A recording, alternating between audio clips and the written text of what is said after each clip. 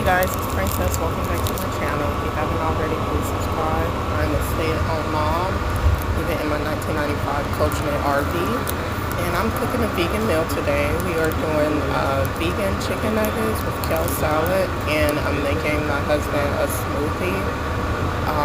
We have been fasting all day. My husband does a lot of intermittent fasting, and I do fasting as well.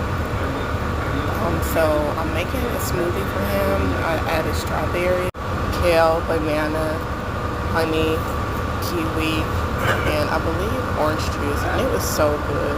Also, he added just a little bit of granola on top. Like I said, we're vegan vegetarians. We don't eat any meat at all. We just eat fish sometimes. Those are vegan chicken nuggets.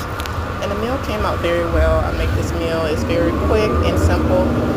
The kids love it as well. If you guys want to see any more Cook With Me videos, please comment below and let me know.